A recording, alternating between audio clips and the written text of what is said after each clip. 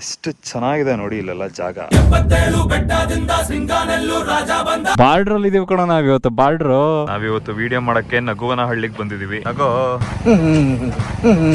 ಸ್ವಲ್ಪ depression tyre ಇನ್ ಕಾಲೆತ್ತವ್ ನಿಂಬೆಹಣ್ಣು ಆಗ್ಬಿಟ್ಯಾ. D boss ಅಭಿಮಾನಿನ ನೀವು? ಹಾಕಿ ಒಂದ್ ಡಿ ಬಾಸ್ ಸಾಂಗು. ಏನಾಗಲ್ಲ ಅತ್ತಿ, ನಾವು ಇದೀವಿ. ಈ ತರ ಹಿಂಸೆ ಕೊಟ್ರೆ ಜನಗಳಿಗೆ ಯಾರು ಬದುಕ್ತಾರ? ನಮ್ಮ ಹೆಸರು ಸೋಮಶೇಖರ್ ಅಂತ.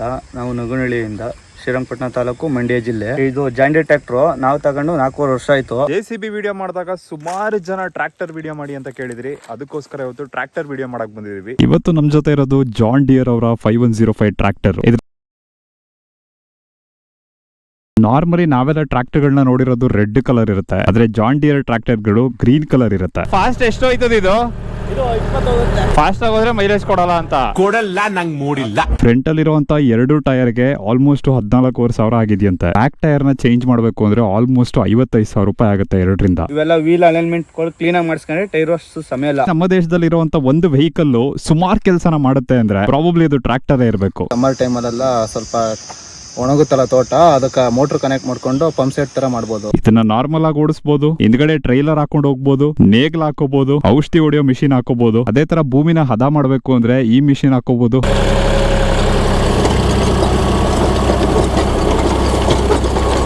ಇವರು ಮಣ್ಣನ್ನ ಮಟ್ಟ ಮಾಡ್ತಾ ಇದ್ದಂಗೆಲ್ಲ ಇಲ್ಲೊಂದು ಪಕ್ಷಿ ಹಿಂದ್ಗಡೆನೆ ಹೋಗ್ತಿರುತ್ತೆ. ಏನಕ್ಕೆ ಅಂದ್ರೆ ಇಲ್ಲಿ ಯಾವ್ದಾದ್ರು ಹುಳ ಸಿಕ್ಕಿದ್ರೆ ಹಿಡ್ಕೊಂಡು ತಿನ್ನಕ್ಕೆ. ಅಲೆ ಕೊಟ್ಟ ಮ್ಯಾಗೆ ಒಬ್ಬಟ್ನಾಗೆ ಊರ್ನ ತುಂಬದಾಗೆ ಬುದ್ಧಿನೂ ಕೊಟ್ಟಿರ್ತಾನೆ ದ್ಯಾವ್ರು.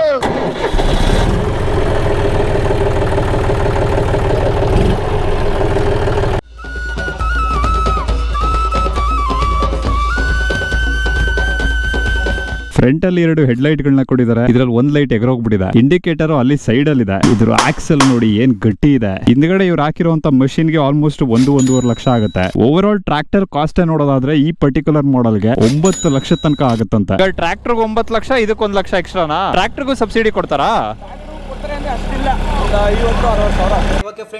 ಇದರಲ್ಲಿರೋದು 3 ಸಿಲಿಂಡರ್ ಡೀಸೆಲ್ ಇಂಜಿನ್. ಎಕ್ಸಾಕ್ಟ್ ಆಗಿ 40 BHP ಇದೆ. ಇದನ್ನ 40 BHP ಟ್ರ್ಯಾಕ್ಟರ್ ಅಂತಾನೆ ಕರೀತಾರೆ.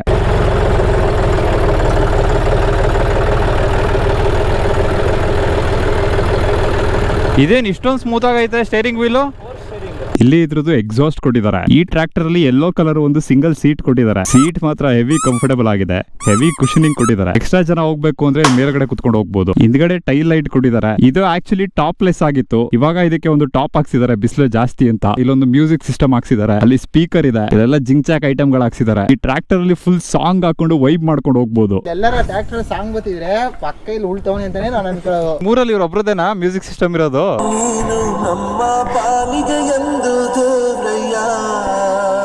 ಟ್ರ್ಯಾಕ್ಟರ್ ಒಳ್ಳೆ ಹಾಡು. ಜಾನ್ ಡಿಯರ್ ಕಂಪ್ನಿನ ಸ್ಟಾರ್ಟ್ ಮಾಡಿದ್ದು ಜಾನ್ ಡಿಯರ್ ಅಂತ ಒಬ್ಬ ಬ್ಲಾಕ್ ಸ್ಮಿತ್. ಇದು 1837 ಅಲ್ಲಿ ವರ್ಮಾಂಟ್ ಅಂತ ಒಂದು ಜಾಗದಲ್ಲಿ ಶುರು ಆಯ್ತು. ಅದು ಯುನೈಟೆಡ್ ಸ್ಟೇಟ್ಸ್ ಆಫ್ ಅಮೆರಿಕಾ ಅಲ್ಲಿದೆ. ಹಂಗ್ ನೋಡಿದ್ರೆ ನಮ್ಮ ಮಹೇಂದ್ರ ಟ್ರ್ಯಾಕ್ಟರ್ ಇಂಡಿಯನ್ ಮಜಲ್ ಆದ್ರೆ ಈ ಟ್ರ್ಯಾಕ್ಟರ್ ಮಸ್ಟ್ಯಾಂಗ್ ತರ ಅಮೆರಿಕನ್ ಮಜಲ್.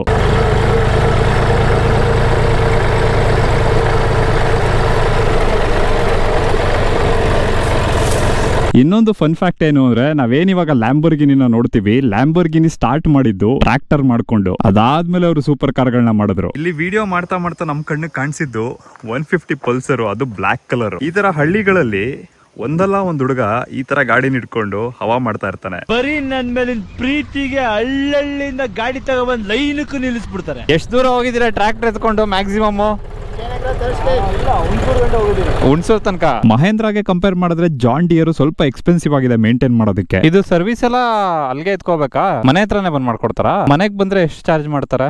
300 ರೂಪಾಯಿ ಚಾರ್ಜ್ ಮಾಡ್ತಾರೆ. ಮೇಂಟೆನೆನ್ಸ್ ಅಣ್ಣ, ಇದು ಒಂದ್ಸಲ ಮೇಂಟೆನೆನ್ಸ್ ಬಂದ್ರೆ ಹೊಸ ಖರ್ಚು ಜಾಸ್ತಿ. ಆಯಿಲ್ ಸರ್ವಿಸ್ ಅದು ಇದೆಲ್ಲ ಒಂದು 25,000-30,000 ಗಂಟೆ ಆಯ್ತದೆ. ನಾವು JCB ಏನ್ ಓಡಿಸಿದ್ವಿ ಅದಕ್ಕಿಂತ ಇದು ಸ್ವಲ್ಪ ಡಿಫ್ರೆಂಟ್ ಆಗಿದೆ. ಇಲ್ಲೊಂದು ಸ್ಟೇರಿಂಗ್ ವೀಲ್ ಇದೆ, ಇಲ್ಲಿ ಪಾರ್ಕಿಂಗ್ ಲೈಟ್ ಇದೆ, ಇಲ್ಲಿ 12 ವೋಲ್ಟ್ ಚಾರ್ಜಿಂಗ್ ಸಾಕೆಟ್ ಇದೆ, ಇಲ್ಲಿ ಸ್ಪೀಡ್ ತೋರಿಸುತ್ತೆ, ಇಲ್ಲಿ ಎಷ್ಟು ಫ್ಯೂಯಲ್ ಇದೆ ಅಂತ ತೋರಿಸುತ್ತೆ, ಇಲ್ಲಿ ಕೂಲೆಂಟ್ ಟೆಂಪರೇಚರ್ ತೋರಿಸುತ್ತೆ, ಇಲ್ಲಿ ಹಾರನ್ ಇದೆ. ಹಾರನ್ ಏನು ಲೌಡ್ ಆಗಿಲ್ಲ.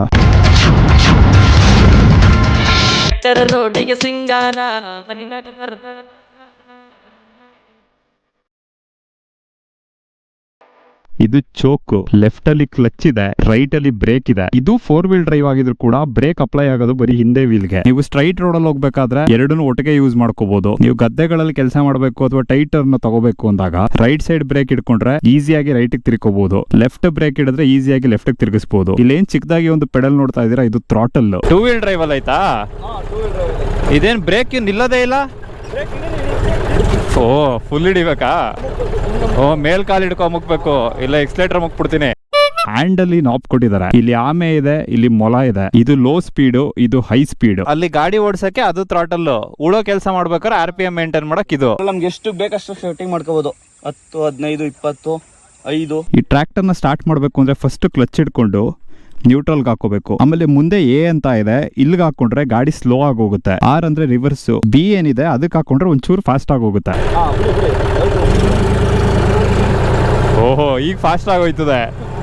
ಇದ್ರಲ್ಲಿ ಸಸ್ಪೆನ್ಷನ್ ಇಲ್ವಾ?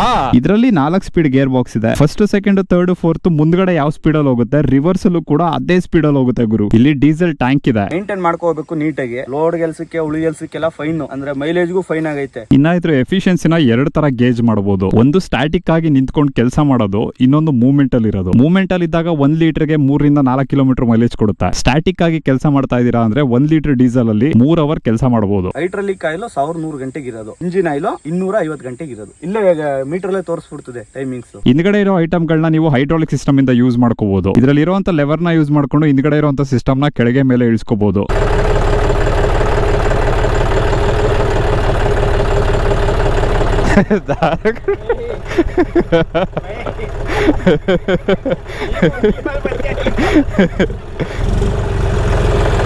ಪವರ್ ಐತೆ ಬೈ ಇದು. ಆಕ್ಚುಲಿ ಟ್ರ್ಯಾಕ್ಟರ್ ಓಡಿಸಕ್ಕೆ ಹೆವಿ ಮಜಾ ಇದೆ ಗುರು. ಓವರ್ ಆಲ್ ನನಗಂತೂ ಬಿಲ್ಡ್ ಕ್ವಾಲಿಟಿ ಹೆವಿ ಇಷ್ಟ ಆಯ್ತು. ಅಂದ್ರೆ ಇದು ಆಟೋಮೆಟಿಕ್ ಕೂಲ್ ಸಿಸ್ಟಮ್ ಐತೆ ಇದು. ನಾವು ಬೆಳಗ್ಗೆ 6 ಗಂಟೆಗೆ ಸ್ಟಾರ್ಟ್ ಮಾಡಿದ್ರೆ ಸಂಜೆ 7 ಗಂಟೆ 8 ಗಂಟೆಗೆ ಹೊಡಿತೀವಿ. ಆಲ್ಮೋಸ್ಟ್ ಬೆಳಗ್ಗೆಯಿಂದ ಸಂಜೆ ತನಕ ನಾನು ಇವ್ರ ಜೊತೆಗಿದ್ದೆ. ಈ ಕೆಲಸನ ಇವರು ಎಂಜಾಯ್ ಮಾಡುವಂತ ರೀತಿ, IT ನಲ್ಲಿ ಹೋಗಿ ಎಷ್ಟೇ ಲಕ್ಷ ತಗೊಂಡ್ರು ಇಷ್ಟು ಖುಷಿಯಾಗಿ. ಪ್ರಾಬಬ್ಲಿ ನಮ್ಮ ದೇಶದಲ್ಲಿ ಸೈನಿಕರು ಮತ್ತೆ ರೈತರುಗಳು ಬರೀ ದುಡ್ಡುಗೋಸ್ಕರ, ಅವ್ರ ಸ್ವಾರ್ಥಕ್ಕೋಸ್ಕರ, ಅವ್ರ ಜೀವನಕ್ಕೋಸ್ಕರ ಕೆಲಸ ಮಾಡೋದಿಲ್ಲ. ಎಲ್ರು ಖುಷಿಯಾಗಿರ್ಲಿ ಅಂತ ಕೆಲಸ ಮಾಡ್ತಾರೆ. ಯಾರು ಮಾಡಕ್ ಸಾಧ್ಯ ಆಗಲ್ಲ. ಯಾವನ ಇದ್ದಾನಲ್ಲಿ ಹೆವಿ ಬಿಸಿಲಿದೆ. ಇವಾಗ ತಾನೇ ಫ್ರೆಶ್ ಆಗಿ ಎಳ್ನೀರು ಕಟ್ ಮಾಡಿಕೊಟ್ರು. ಬಟ್ ಒಂದು ಅಬ್ಸರ್ವ್ ಮಾಡೋದೇನು ಅಂದ್ರೆ, ಇಷ್ಟು ಬಿಸಿಲಿದ್ರು ಕೂಡ ಬೆಳಿಗ್ಗೆ 6 ಗಂಟೆಯಿಂದ ಸಂಜೆ 6 ಗಂಟೆ ತನಕ ನಾನ್ ಸ್ಟಾಪ್ ಇವರು ಕೆಲಸ ಮಾಡ್ತಾರೆ. ಇಡೀ ಭತ್ತ ಬೆಳೆಯಕ್ಕೆ ನಾವು 6 ತಿಂಗಳು ಕಷ್ಟಪಡ್ತೀವಿ. ಅವರು ಒಂದ್ ತಟ್ಟೆ ಅನ್ನ ನಾವು 5 ನಿಮಿಷಕ್ಕೆ ವೇಸ್ಟ್ ಮಾಡ್ಬಿಡ್ತಾರೆ. ಅದನ್ನ ಬೆಳಿಬೇಕಾದ್ರೆ ಎಷ್ಟು ಕಷ್ಟ ಐತೆ ಅಂತ ಒಂದ್ ದಿವಸ ಅವರೇ ಬಂದು ಬೆಳೆದಾಗ ಅವ್ರಿಗೆ ಗೊತ್ತಾಗುತ್ತೆ. ದಯವಿಟ್ಟು ಯಾರು ಊಟನ ವೇಸ್ಟ್ ಮಾಡಬೇಡಿ. ಏನಕ್ಕೆ ಅಂದ್ರೆ ನಿಮ್ಮ ತಾಯಿ ನಿಮ್ಗೆ ಕೊಡುವಂತ ಪ್ರತಿ ಕೈ ತುತ್ತು ನಮ್ಮ ರೈತ ಭೂಮಿ ತಾಯಿಯಿಂದ ತೆಗೆದಿರುವಂತ ಸಂಪತ್ತು. ಕಷ್ಟದೊಳನ್ನವ ದುಡಿವನ ತ್ಯಾಗಿ ಸೃಷ್ಟಿ ನಿಯಮದೊಳಗವನೇ ಹೋಗಿ. ನೆಕ್ಸ್ಟ್ ಯಾವ್ದೈತೆ ಗಾಡಿ? ಎತ್ತನ ಗಾಡಿ, ಆಪೆ ಟ್ರಕ್. ಹಾಕಿ ಕಮೆಂಟ್ ಹಾಕಿ ಯಾರು ಬೇಕು ಅಂತ. ಬೈ ಅಧ್ಯಕ್ಷರು ಹಂಗೆಲ್ಲ ಇಟ್ಕೋಬಾರ್ದು. ಇದು ಮಂಡ್ಯಕ್ಕೆ ಸೇರ್ಕೋತದ? ಮಂಡ್ಯ ಬಾರ್ಡ್ರ್ ಇದು. ಅಲ್ಲ ಈ ರೋಡಿಂದ ಹತ್ತಾಗ ಮೈಸೂರು, ಇಲ್ಲಿ ಮಂಡ್ಯ. ಅಲ್ಲ ನೀವೀಗ ಮಂಡ್ಯದಲ್ಲಿ ನಿಂತಿದ್ದೀರಾ, ನೀವು ಮೈಸೂರಲ್ಲಿ ಇದ್ದೀರಾ. ಇದೇನಿದು ಆಶ್ಚರ್ಯ. ನಾವು ಒಂದು ಫಾರ್ಮ್ ಹೌಸ್ ತರ ಕಟ್ಟಿಸ್ಕೊಬಿಟ್ಟಿಲ್ಲ, ಆರಾಮಾಗಿ ಜೀವನ ಮಾಡ್ಬೋದಲ್ವಾ. ಸುಮ್ಮನೆ ಸಿಟಿ ಲೈಫು ಎಲ್ಲ ಬಿಟ್ಬಿಡ್ಬೇಕಿನ್ನ.